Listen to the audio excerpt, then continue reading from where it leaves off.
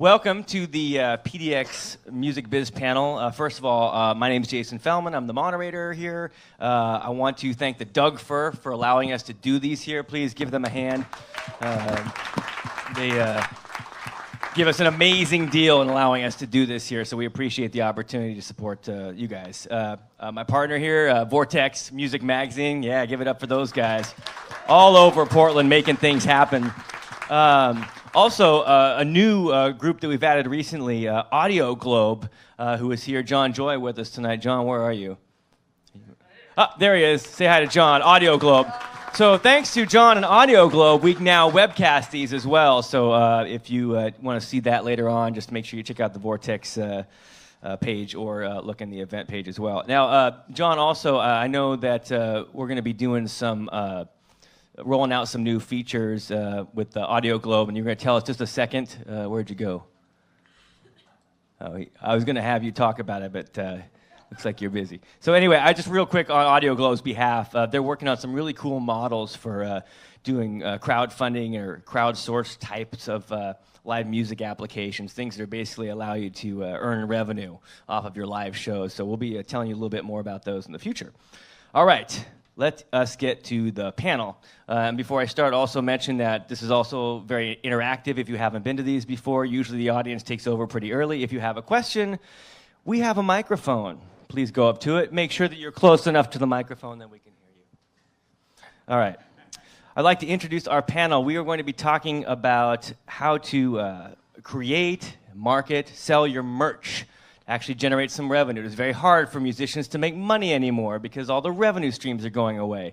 One of the revenue streams that has not gone away is merchandise. Therefore, it represents an opportunity to make money. You just have to know how to do that with it.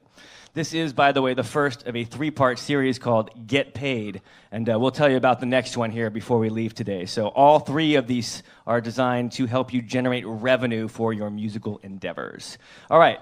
Let me introduce our panelists. All the way at the end here. Oh, actually, I apologize. I got one more introduction. Sorry, Mira.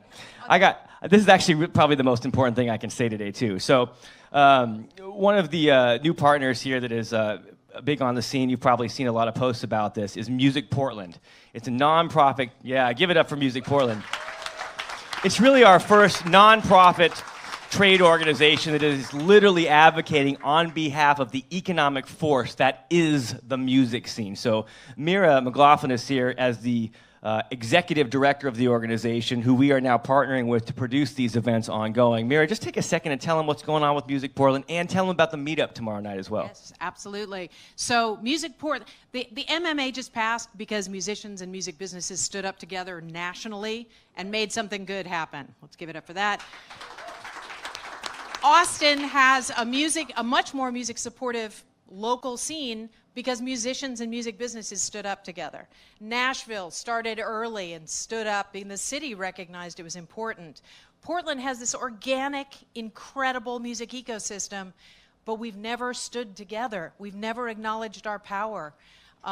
So what we're looking for from most of you are performers. Is that most musicians?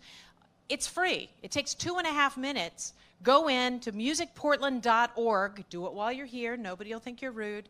2.5 minutes, go in, fill out a profile. That makes you a full member of Music Portland and gets you into the loop of this because standing up together has power. Make sure you vote. And tomorrow night at Kelly's Olympian is the first of our first Monday meetups. So the launch event we had a little over a month ago had more than 300 people. This is a place where we come together, where we acknowledge issues, where we hear what's going on. Let's start to take advantage of our power and make this the music city we deserve. Yeah, thanks, Maria. So hopefully we'll see you guys tomorrow night as well. Man, it was amazing, the first meetup. And the coolest thing about it was the cross-section of artists represented. We had folks from every element of the music industry, from different genres, from venues. We had some of the folks who own some of the largest venues in town all participate. All right, let's get into our panelists. I'm going to start all the way at the end with Kelly Roy. Kelly, who spells her name properly with an EY.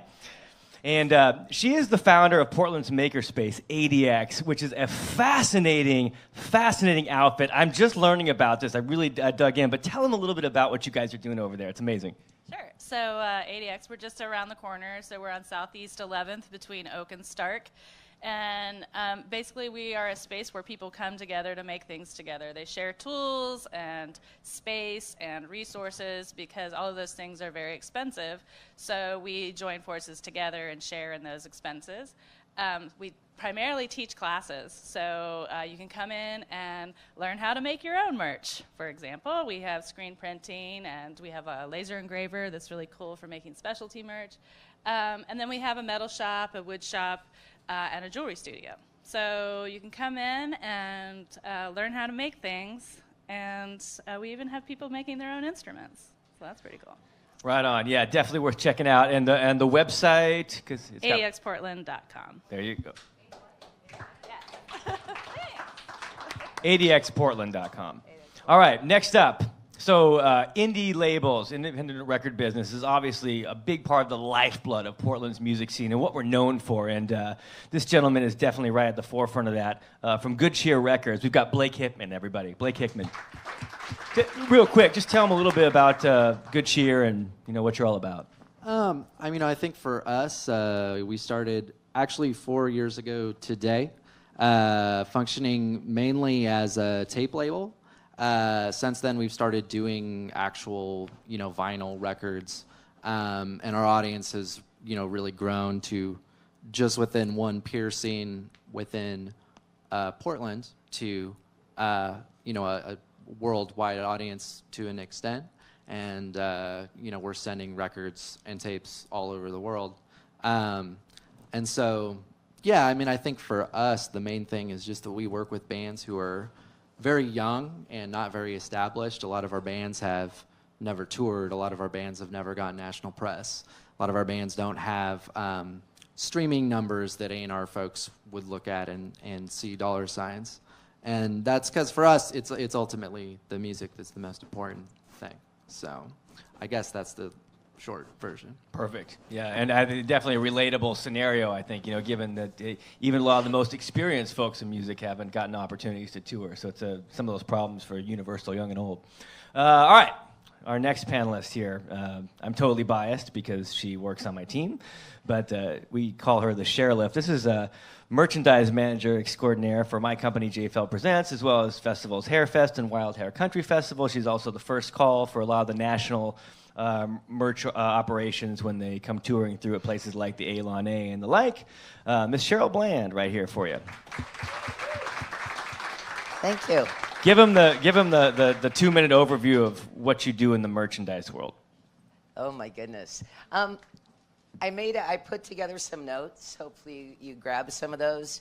I do, my partner Katie over here, an amazing graphic designer, by the way. Katie and I help bands order their very first merchandise all the way up to festival merchandise and working events that have multiple bands. So. There you go. And also worth mentioning, too, we'll make sure we end in plenty of time today that you can check out some of the sample stations we have. And we've got all sorts of different folks to talk to today, folks from Vortex, Music Portland's obviously here, ADX, and we've got different merch examples. So we'll have some time to mingle around and talk to some of the experts around the room as well when we finish up. Okay, so I'm going to start with a question for all of the panelists. And so I want to start at the beginning. For the artist who has really not done much with merch, where do you start? Tips for just starting the process. Kelly, let's start down here with you. Okay. Where do I start? Well, I think it's really important, and I'll speak to this from a perspective of kind of artists in general, because I work with a lot of different types of artists. It's, I think, knowing really who you are and who your audience is and what you're trying to get out of your merch. And understanding the difference between marketing and merch sales. And so if you have stickers and buttons that are like $1 or 50 cents, like, are you really going to charge people for that? Or do you want to package it with like a t-shirt and have something like we have Hail Safety t-shirts, we have a Hail Safety trucker hat, we have Hail Safety stickers.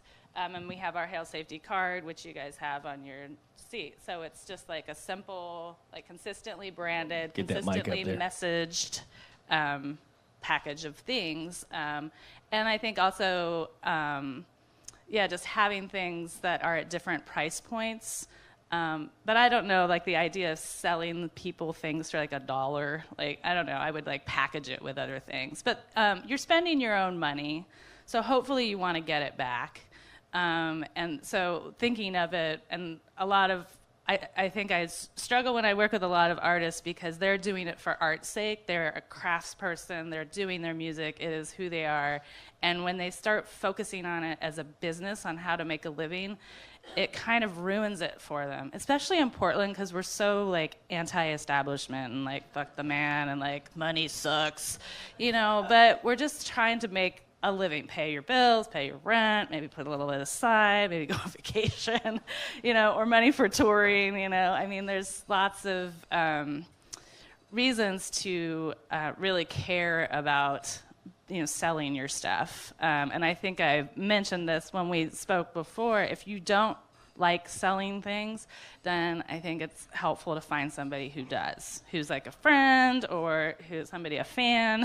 But a lot of people that I work with don't like selling things. And I can sell other people's stuff all day long, but I even have a hard time selling my own thing because it's very personal and you feel like you're selling yourself.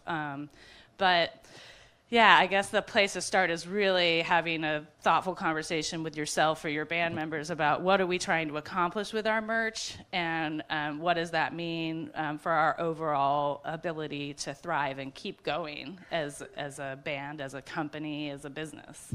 You know, right out of the gate, like a really key point, especially because the name of this series is Get Paid, but the reality is there are a bazillion different scenarios in which you would give merchandise away or package it, as you said. So it is important to acknowledge that right out of the gate that we are definitely not going to advocate that you should sell everything that you create in this merch space. There are many, many cases where you would just give it away for some other reason. So from the artist's perspective, I mean, I would say just make sure that you do as much research as possible, whether that's looking and seeing what people are selling at shows or talking to people and really seeing like what is actually selling within the kind of music that you're making. You know, I know, you know, for us, we functioned as a cassette label for almost exclusively for 2 years. And that's because the kind of music that we put out sells on cassette. A lot of other music is not going to sell on cassette. Same thing with CDs, records. All these things have their own like individual audiences. And so actually taking the time to go and talk to people and see what's actually selling within the sound that you're making is going to save you a lot of trouble. Yeah. getting started, Cheryl. So examples of displays that we have here today. You can see that we have the suitcase for the singer-songwriter who just maybe has a CD, maybe a postcard-sized picture, a business card, not even to the T-shirt point. Further to the right, the band that just has one or two styles of a T-shirt. On the handout, I have some suggestions about keeping your order simple and keeping it small. One of the things that happens with a lot of bands is that they get their first shirt and everybody in the band gets one for themselves, gets one for their significant other and their mother, and they give away their first shirt order, and then they come and say, we didn't make any money. And so nobody gets a free shirt when you're buying the shirts to make money. Find a place that you can trust, have a good design. Everybody tries to go with the bro deal, and it's not necessarily the best deal. So making sure that you work within the network and find somebody who's done some good work for somebody else. You know, that's a good point. Obviously, we live in a time where perhaps more than ever, it's important to rely on the barter economy. And I'm not saying you should or shouldn't barter to get your merch done, but you have to be careful because when you're starting to talk about physical expenses in the barter chain and a lack of accountability, when you're not paying money to somebody, it's very hard to say, hey, you missed the deadline. Where's my stuff? Right? Which could kind of be a big deal if it was for like an album release event, for example. So yeah, really looking at all your criteria, starting small, making sure you know what your goal is, doing your research, all great advice. So Cheryl, coming back to you, because knowing that you've been in a bazillion different, I love bazillion, that's just a number that means all things. And you've been in a bazillion different opportunities to sell merch. What sells? What do you see? Like, if you could only do like 3 things for the average band, what in general are you seeing selling? T-shirts. We recently, buttons, stickers are seem to be a popular item right now. Buttons, the bandanas that we have, koozies, those are all things that when you end up selling are under a $10, $20 price range. Yeah, is there a price range? Is there sort of a magic area where if you're, once you seem to get a pass, it doesn't seem to sell as much, or is there something like that? Again, I look at the different levels of bands or musical experience. The singer-songwriter with the CD having items from $1 to whatever you're selling your CD for. The first band shirts are worth $20. You have to pay for the shirt itself, for the production that goes into that, because they have to make the print and the printing costs. A lot of venues want a percentage of that. So figure out all of those things, set your price. When you sell your shirt at a venue that doesn't take a percentage, you make a little bit more on it. Yeah, make sure you understand that, too, that you don't get taken by surprise. It's really unfortunate when you go into a venue and you're charging a really slim margin for your merchandise, only to find out during the settlement at the end of the night that you've got to give up 20%. Don't be upset. That's normal, believe it or not. Venues do that, and that's how it is, but be aware. So, Blake, this will be an interesting contrast because in the world that Cheryl and I play, our demographic tends to be a bit older, more in that sort of 30 to 60 range. But you're obviously working in the world where there's some very young demographics. So in terms of the things that you see selling, what might you see? I think the big thing, our bands are primarily people who are either in college or just graduated college. In fact, that actually fits everyone on our active roster right now. And I think right now, not just for us, but like also speaking to my friends who do this same thing with different bands, it really is about vinyl records right now. And I think if you can deal with the upfront cost of doing a vinyl pressing, it is absolutely worth it. People are just right now willing to pay a lot more for a vinyl record than they are basically every other physical format. Where, particularly within kind of like the DIY spectrum of things, folks are very hesitant to pay more than $5 for a tape or a cassette at a, small show, house show at like a bookshop, something like that. They will pay a lot more than that for a vinyl record. I don't know how long this is going to last, but at this point it has lasted quite a while already.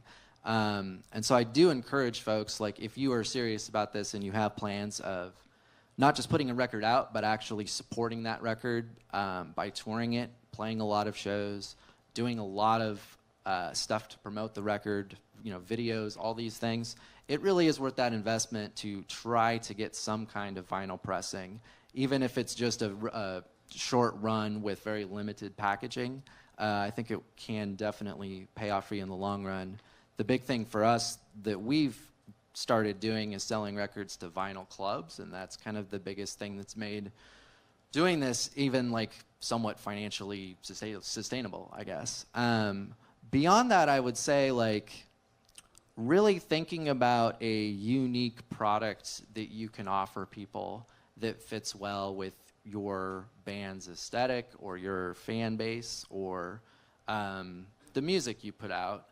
we had a band that took a screen printed tour specific zine on this tour, and so they were selling that with records, had all the kinds of visual art and poetry and kind of like things that were written about the record they were touring off of.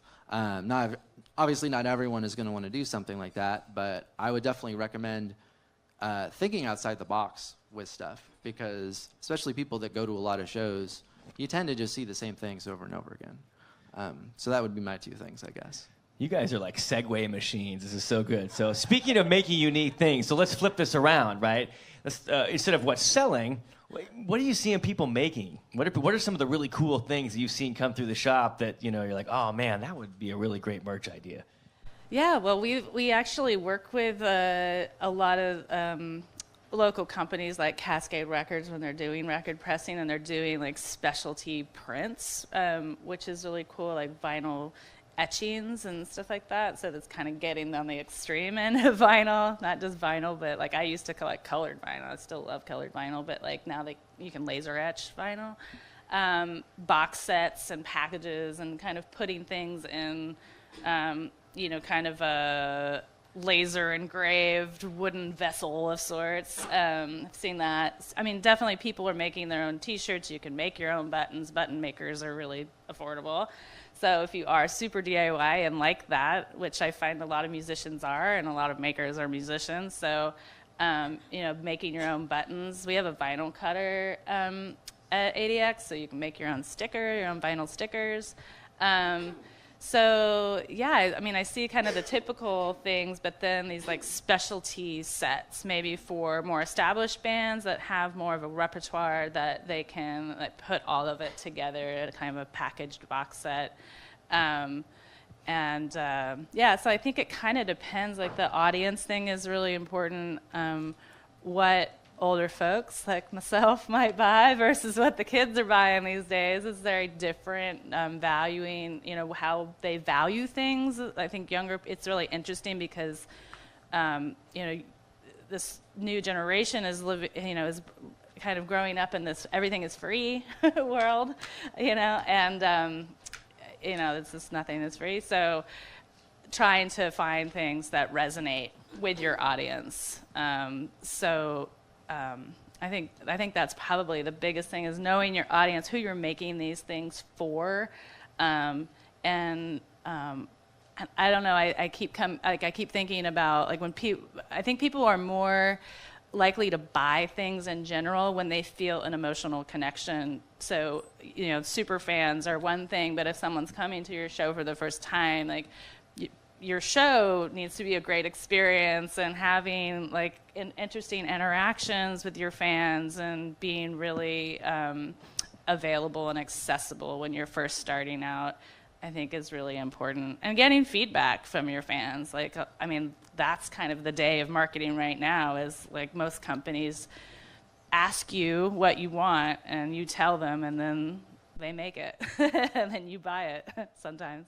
It's interesting what you said too about the emotional connection. I know it's in the festival world, right? When we have festival merchandise, and then we're selling each of the individual bands' merchandise. And correct me if I'm wrong, we probably sell more festival merchandise total than we do band merchandise. Is that accurate? Because it's tied to the experience, right? So with our Hairfest merchandise, we sell a lot of festival merchandise. People are there for the experience of Hairfest, and then they look for the band shirts. At Country Fest, the opposite, because people want the national tour shirts. They've discovered the festival shirt now.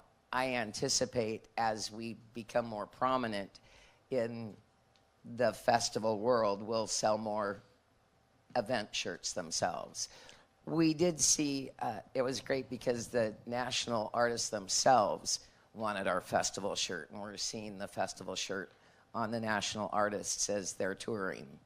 That's pretty cool. That actually is another really good point to bring up from just a purely marketing standpoint. If you're at a festival with a lot of artists who maybe are folks you're striving to get to their level, and you're getting to know them a little bit, give them some of your stuff. A really specific anecdote at the country festival, a local band, country band, excellent band called Brass Tacks, it's a really great shirt. I think it's like a Marlboro shirt, but it says Brass Tacks. Anyway, they gave this to the Shane Smith of Shane Smith and the Saints, which, if you're in this side of the world, is like a really hot up and coming band. Well, Shane is now performing wearing the Brass Tacks shirt.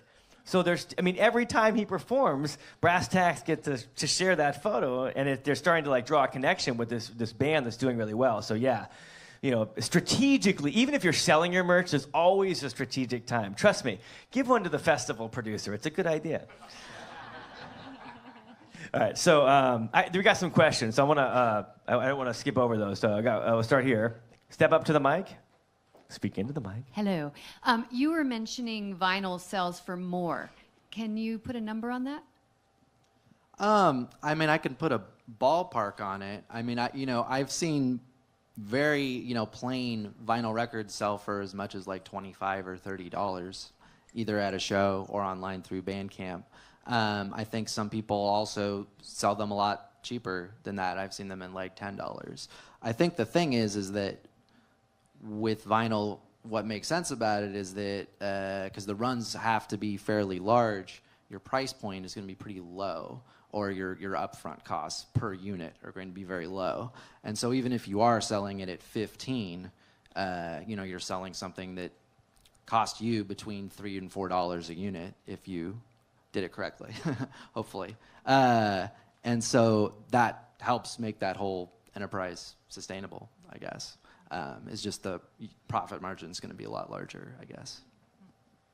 I'm just wondering, with resources like ADX, where you can, the sort of convergence of art and music, has there been any trend towards creating like a numbered series where it's the sort of scarcity of it as a piece of merch or an object that is sort of driving? Cheryl's nodding. Like a limited edition. Yeah, something, totally. Yeah. But it doesn't have to be limited edition box set, run of 4,000. It's a pair of sneakers that you painted with your logo, and your super fan will pay There's 50 only 10 bucks. of them. Yeah, exactly. So that's my question. Yeah, maybe you can speak to it more, but I would just say in general, yes.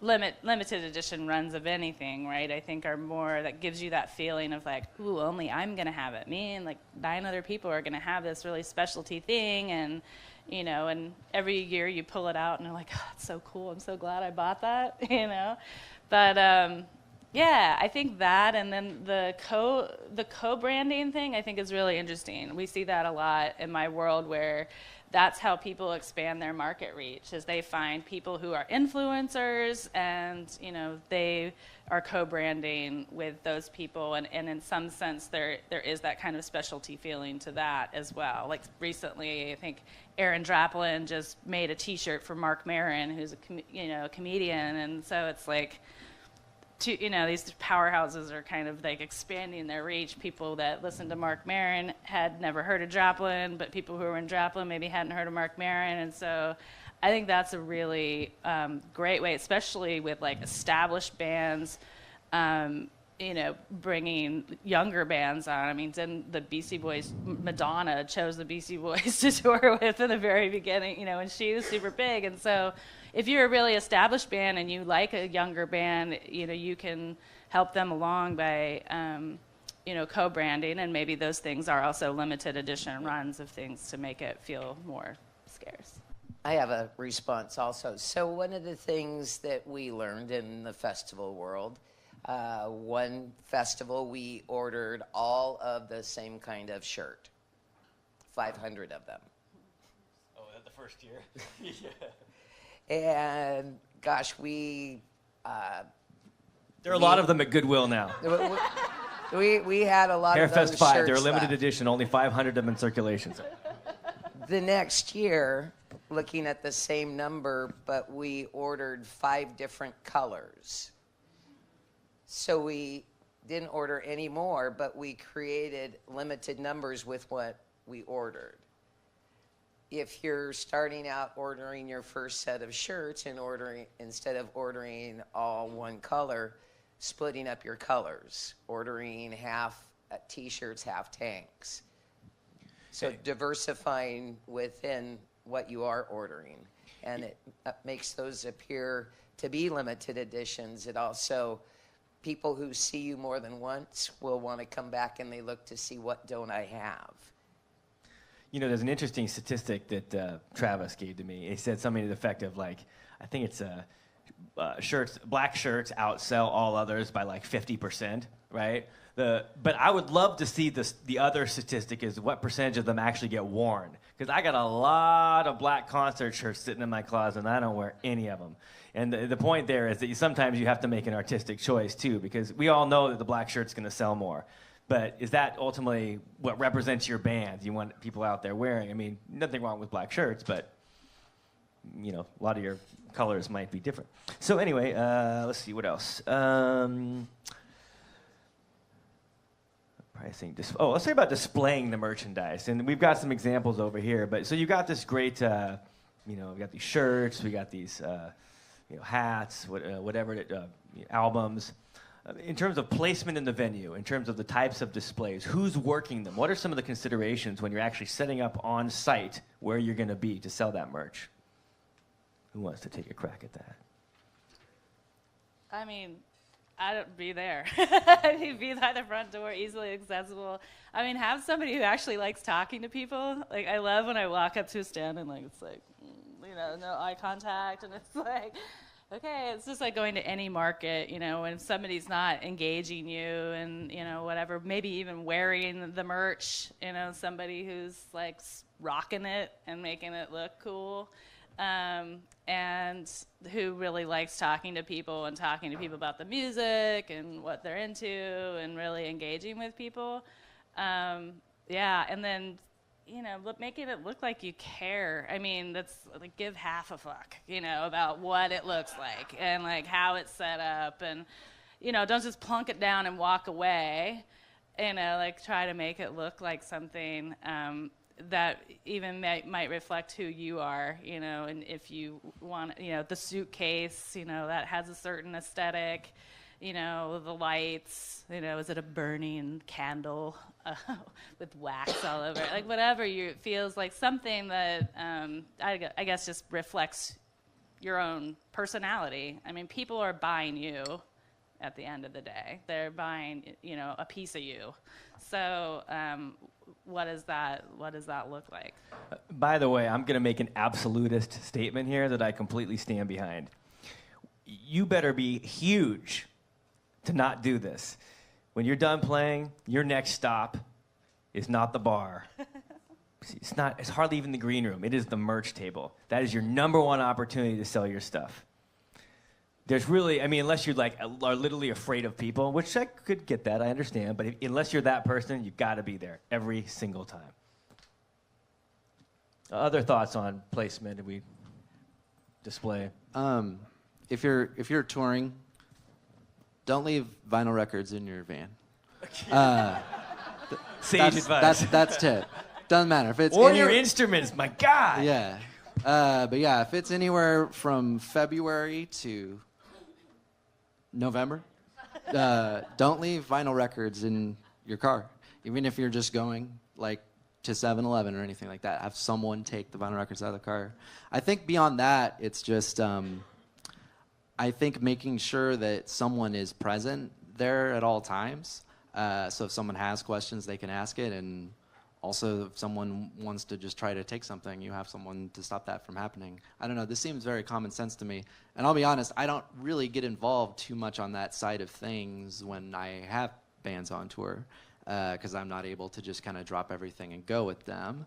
But I do know that when I have had bands that bring someone along, you know, even though we're functioning on a very DIY level, having someone that can kind of wear this hat that's like a tour manager, merch person type role is really worth it. Even if you're, you know, paying them to come with you, it often pays off in the end. So.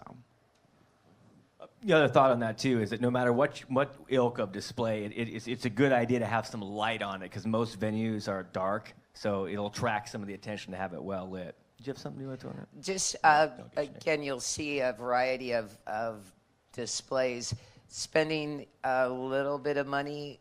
Again, the suitcase idea, some battery-operated lights, just Christmas lights. Being able to invest in showing off your product. You'll see some examples of signage.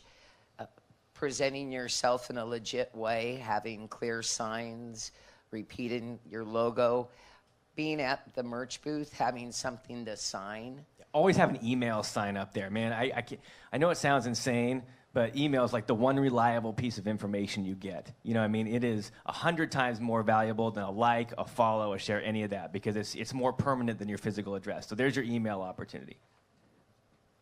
Having the ability to use credit cards, to take credit cards for sales is pretty essential.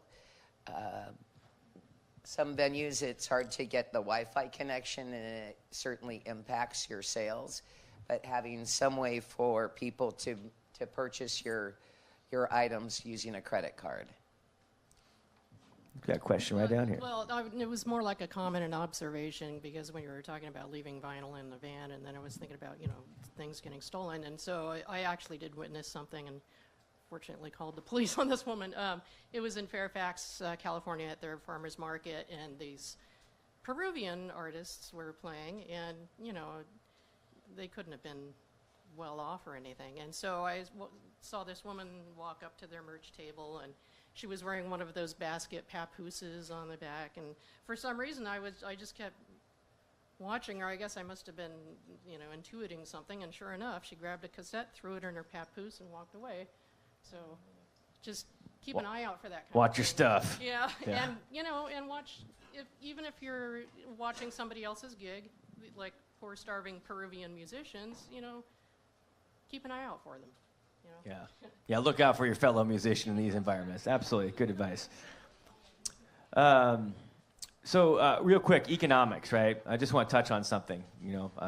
I have no good creative ideas, but I understand the spreadsheet. Oftentimes, when you're creating something to sell, it's easy to lose track of when you're actually profitable. So it's really important that you track a couple of pieces of information and continually update them if you're serious about doing this profitably.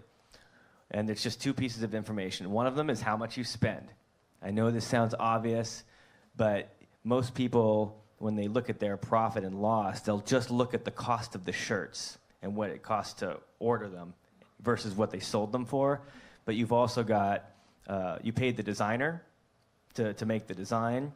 And there's another expense if you have to pay your merch person, right? If you're making, say, a $5 profit per shirt, but you've got to pay your merch person, say, $20 to do it, you got to sell your 4 or 5 shirts just to break even. So you always, what I would do is I would just start a simple spreadsheet. Google Sheets doesn't cost anything. You just have 2 columns.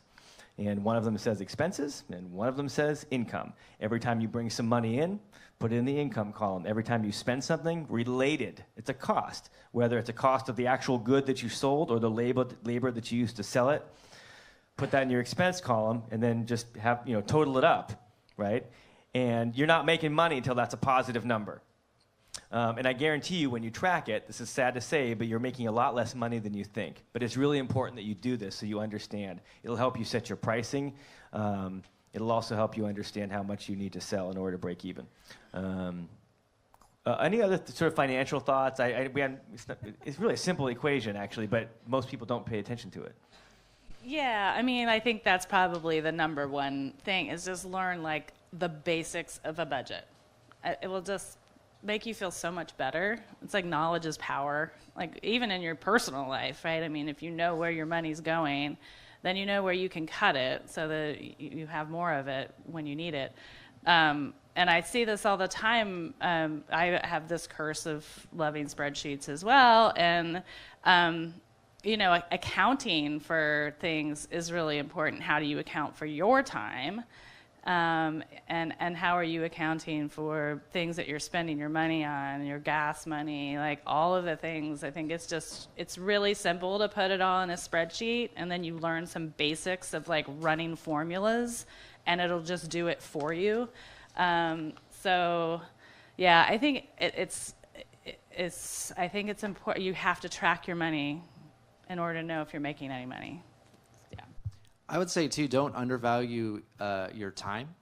It can be easy to trick yourself into doing various things because they'll save you $100 here, $50 here. If you're someone that's wearing different hats for your bands, you folks aren't on a label, don't have any other kind of infrastructure.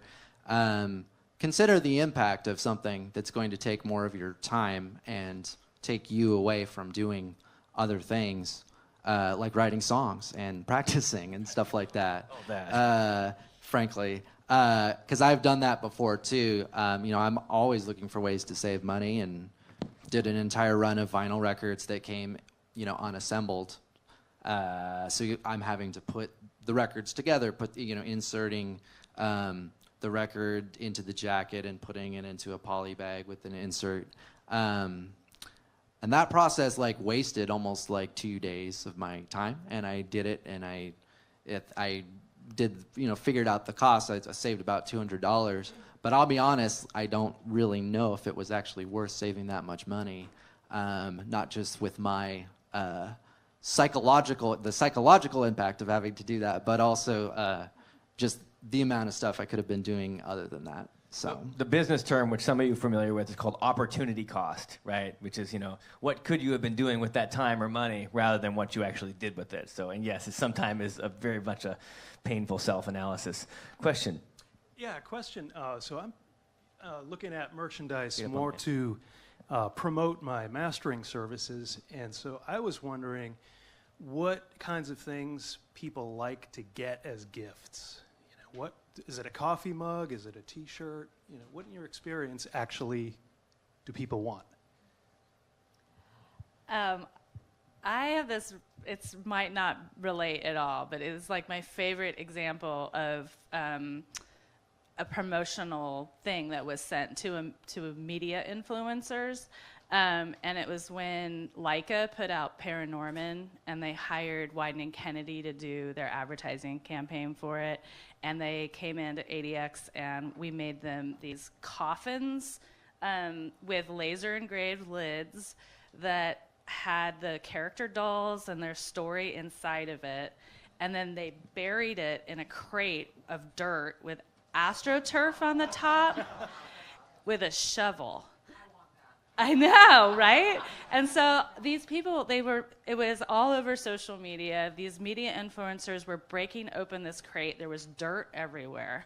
They had to dig out this coffin. And it was amazing. It was really cool and really effective. So I think that might be overkill for everyone here, but it's just something to think about, that kind of idea of, yeah, you can give a coffee mug, and I love coffee mugs because I love coffee, but, I don't know, it's combining things and telling this story and giving even the people that you're promoting things to an experience that they will remember and that they'll write about. I'm in the odd position of being one of the people who usually gets the gifts, so I can tell you a couple of things that are always awesome. One, food's always good, but it's hard to brand. But anyway, it's interesting. And the other one is sweatshirts. You know what I mean? For some reason, when someone gives me a sweatshirt, I almost always wear it. T-shirts, not as much, mainly because you have so many, but no one ever gives you a sweatshirt. And the thing of it is that you use it over and over and over again. The trick is to get one that's just a little bit nicer than what you would normally, you know what I mean? If it's really comfortable, it ends up going to the top of the list. And now I'm a walking advertisement for Canyon Glass. You know what I mean? Because I love the sweatshirt that I got. I wear it all the time. I'm not even in that business. So anyway, yeah, those are kind of a couple of them that are good. Food and sweatshirts. Something useful. Things that can be used over and over again. Yeah. A toothbrush. Hopefully. With your own brand of toothpaste. I would remember that. You brush your teeth hopefully. Is there a resource where you can put your logo on a tube of toothpaste? I bet there is. You can put your logo on anything. Yeah, that's right. Your dental floss. I mean, the things that I've gotten a lot. I mean, the flip side of that is there are a lot of things that I get that they tend to fall by the wayside. One of them is USB drives. You know what I mean? Like, I used one today, but I almost never do. Most thing happens online, so USB thing's probably a little bit past. T-shirts. They're essential merch for all artists, but as a gift, as a sort of that kind of thing, you don't tend to use them as much. Yeah, I mean, I think USB drives are like the worst thing that you can do in this era of streaming. The last thing you want to give is like something that has audio files on it that they then have to go into their I have to bend over to put it in. Yeah.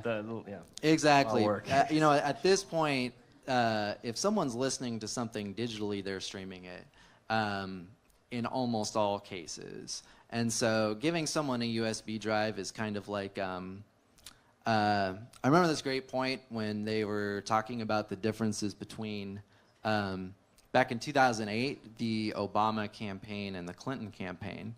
And they mentioned that she would always say, like, visit like www.hillaryclinton.com and you can read my health plan.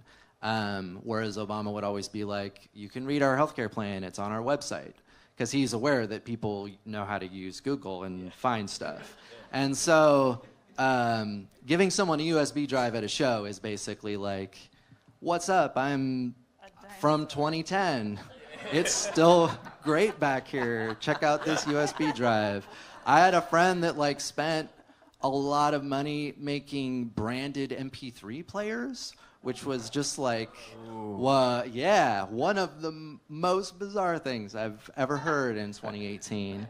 And I was like, what would prevent someone from just like wiping this and putting audio files on it?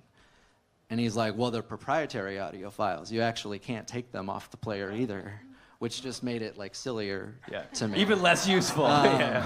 So, really think about what is of use to people and what isn't. So, I want to go with the thread. This is actually on my list anyway. Pitfalls, just bad ideas. I'm sorry in advance for any of you who have done the exact thing they're about to tell you, but better you hear it now than later. All right, what's just some of the things you're shaking your head at, going, really? We had there's some basic things, leaving your merch behind. We've had a couple bands that have invested in merchandise and then gone off, left it at the venue, and it is lost then. Happens more than you think. Yeah. So making sure that it's somebody's job to have the merch when you leave. People don't really want to wear your picture on their shirt. They prefer a logo or a design rather than a picture. And ordering too many of something so that you have an abundance of them left. You got anything? I don't know. Yeah.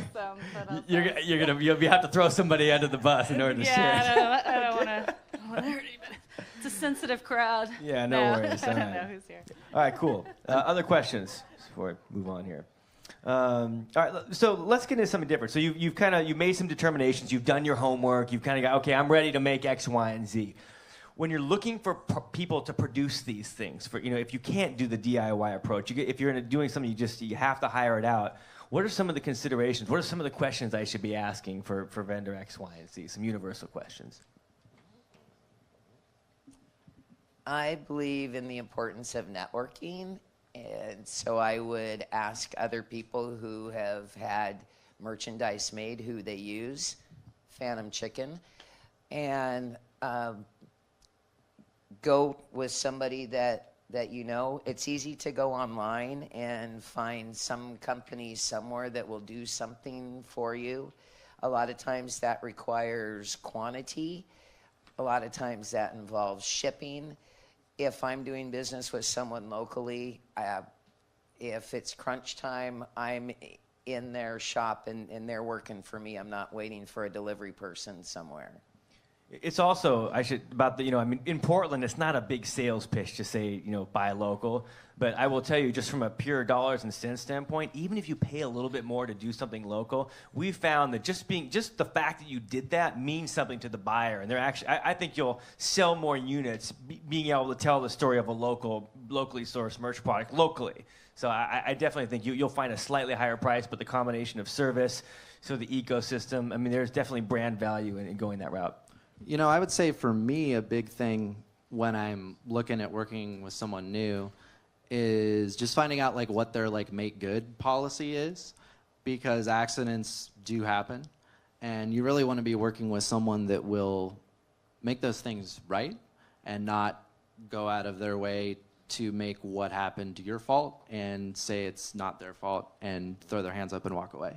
And so I think that's really the difference between really strong vendors and ones that I don't work with, again, are just how often they're willing to take responsibility for mistakes that inevitably happen in things like this. So, yeah, I mean, my whole world is about supporting local, making local, and supporting local artists, makers, everything. So I oftentimes when I'm helping people with their merch, it's helping them identify,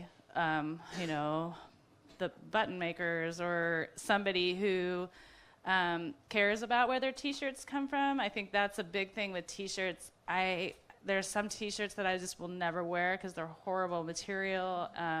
So really thinking, and it's nearly impossible. I don't think right now you can find a T-shirt that is actually made in Portland, but U.S.-made T-shirts are available.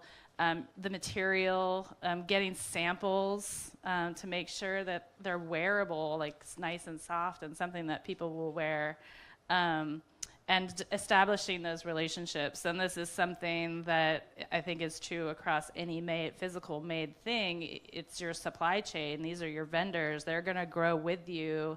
Hopefully they'll help promote you because you're using them, because that's kind of what we do when we support each other locally.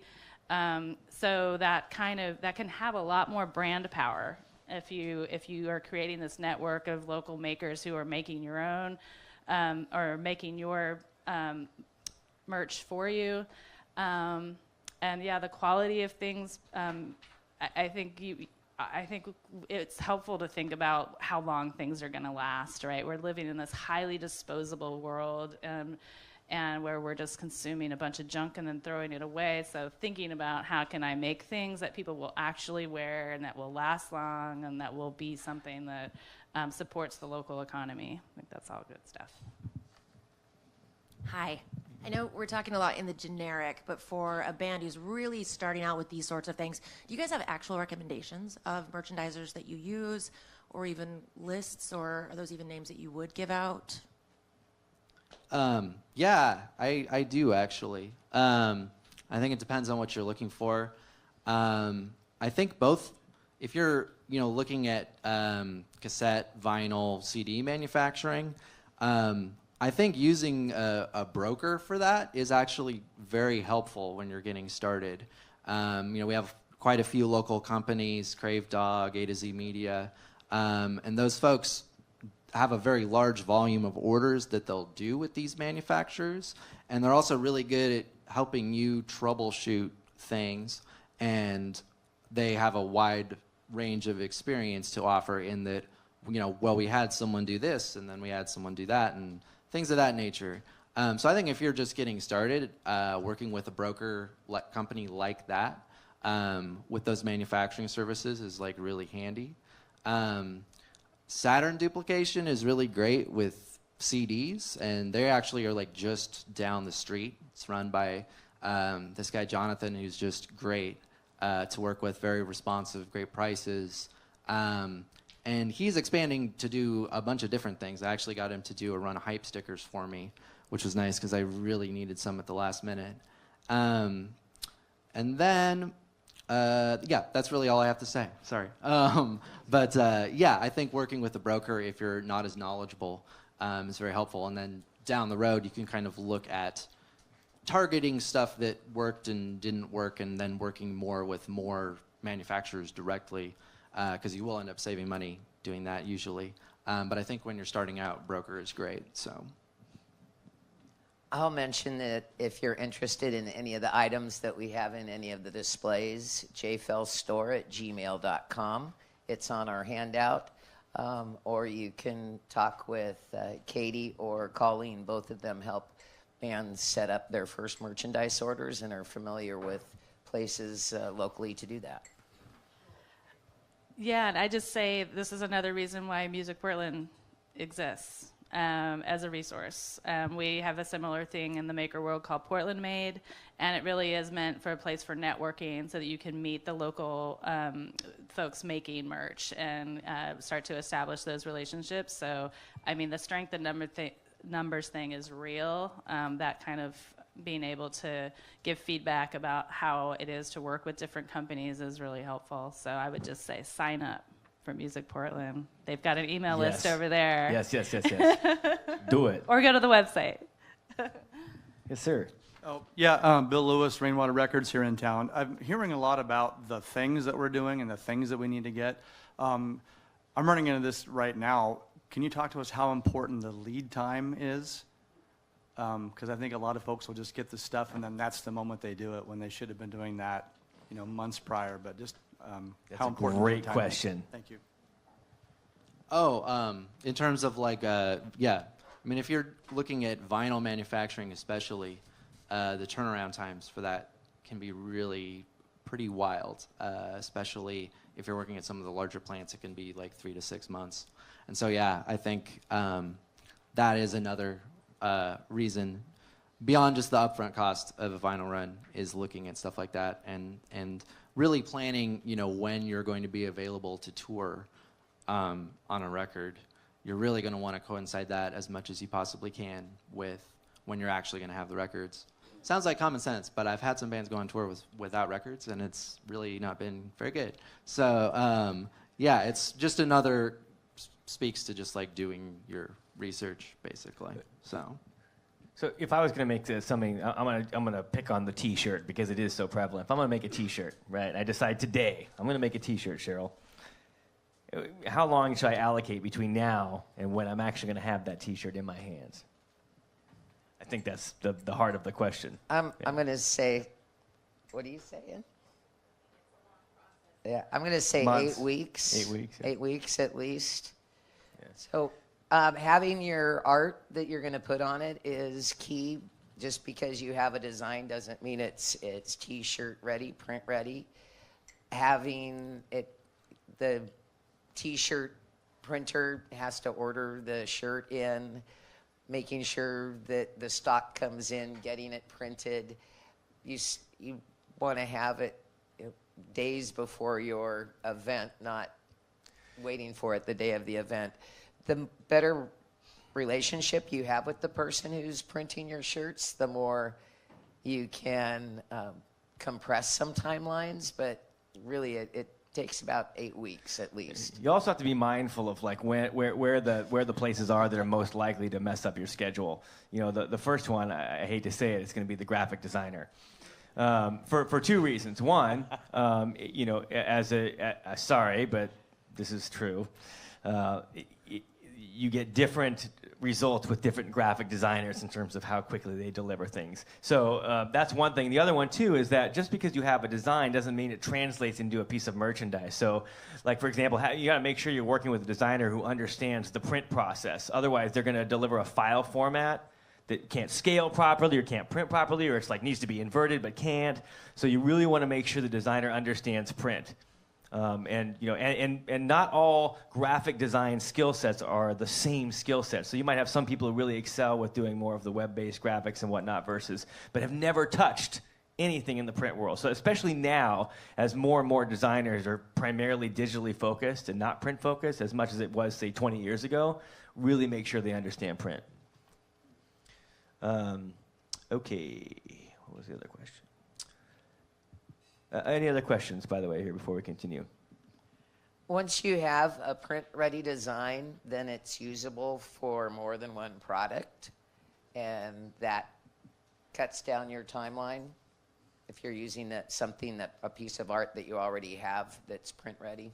I would also do some early research into understanding like what makes a printing thing expensive. You know what I mean? Because usually like the type of image you use, like is it something where it's like, well, we got to, like this shirt's great. This is a Whiskey Myers shirt, right? It's one color, right? They literally had to do one color, and then the shirt's the other color. So that's going to be cheap. And if they want to do a variety of different shirt colors, they don't have to reset this up each time. Like if you had a black stencil, for example, all you have to do is swap the shirt out. You don't have to pay a setup cost for each color. So understanding those dynamics versus if you wanted like literally a photo accurate, perfectly, you get this beautiful illustration, then you find out it costs you $20 a unit to create the shirt or something. It can be tough. All right. Seeing no more questions, and seeing that we've all been here for a while, I'm going to move to closing thoughts so that we can make sure that we have time to mingle around, network a bit. I also want to mention a couple of things before we get those closing thoughts. One more time to thank the Doug Fur for allowing us to host this place. And Vortex magazine, such a critical resource in the Portland music community for all things. Vortex for making this happen. Our friends at Audio Globe, John Joy, wherever you are, keep an eye on Audio Globe if you are looking to stream your event. These guys have some really cool opportunities coming and ways to generate revenue from your concert. So take a look at what Audio Globe's doing. And then, of course, Music Portland. Sign up for Music Portland. Get on board. We really need people to spread the word about this. It's not, we've seen lots of these things pop up and go away. This thing is actually happening. There's a lot of support. There's real money. If we can actually get our economic development study done, we can go to the city and say, look, this is how much power we have. Do something for us in exchange. And I think that's what we're going to make happen. Last thing I'm going to mention before closing thoughts is that our next panel will be the weekend after the Super Bowl on Sunday, February 10th, back here. We are revisiting a topic that we haven't touched in a while, but I think will be of interest to everybody. We are going to do concert promotion, booking, and creating tours, booking tours. So a lot on the concert space and promoting and setting up those concerts and tours. That's a big topic for everybody. We think it'll be seasonally good to do that in February when you're focusing on your summer. And of course, we'll see a lot of people tomorrow night at the Music Portland meetup. Okay, guys, now that I've given you a few minutes to think, just any sort of closing thoughts on the topic of creating and selling your merchandise. We'll start with you, Kelly. Okay, cool. And I just wanted to remind you, we're doing a giveaway too, right? Oh my God, how can I forget this? Okay, time out. I didn't bring this swag bag for nothing. Oh my God, we have swag bags. Okay, how are we doing this? I don't know if you want to do it now. It was a reminder. No, this is the time. This is the time? Yeah, this is the time. All right. And what's in this swag bag? So the ADX swag bag has a Hail Safety t-shirt, and it has a Hail Safety trucker hat. Yes. And it has a Hail Safety sticker. And then I've written a couple books, one about the food carts and one about Portland makers. And so I included that in there. And a little 10% off for classes at ADX. Excellent. So that's Cheryl, how do we win this? How do There's we a win this, sticker. Colin? Oh, wait, let's do all the prizes. Yeah. Yeah. And we have other prizes, too. Yeah. Bet you didn't know you were going to get free stuff. We're giving a T-shirt away. It's a T-shirt. There's sizes, and you can pick whatever size you think fits. Is it a you black the best. T-shirt? Yeah. It's heather gray. There you go. Black on heather gray, or Excellent. no, black on ash gray. Ash gray. Sorry. And they are different, folks. Hey, yeah, but how do you do the win? Well, okay, so this is the ultimate recycle gig. This was in the dumpster over here today when I walked in, and a lot of people like to collect things like this. Bad drum head, sort of. Get the band to sign it as a giveaway, or broken drum heads, drumsticks, whatever. So. Well, yeah, drummers, always keep your broken drumsticks. Keep the collection. People will ask for them. Yeah. So anyway, this is just an example. If a band happens to win it, or somebody wants to win it to add to their collection, or give it away as their own promo. If you look under your seat, you will find out which you may or may not have won. It's a free car! This is like Oprah. You get a card. You get a card. How awesome. I did not know that it was going to go down like this. Sticker. This is sweet.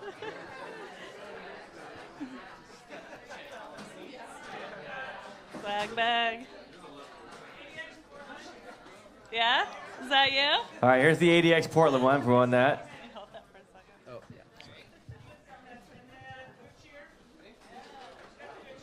Courtesy of Good Cheer Records. Who's got Good Cheer?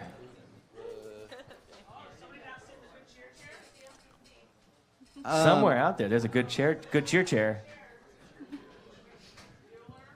No? All right, we'll find that. We're going to find, somebody's going to get it. All right. Well, while we're looking, perfect timing for the Good Cheer wrap-up. Blake, some final thoughts from the merch side of things. You know, the thing I tell people most consistently these days is to just take your time with things and make sure that you're not making any compromises about anything, you know, that your band name is going to be on that you'll end up regretting later, whether that's a piece of merch, whether it's a record. All of these things last forever to an extent, and you really want to make sure that you're totally satisfied with the end product. And so don't put an artificial deadline on yourself. Don't get yourself in a position where you have a deadline put on you.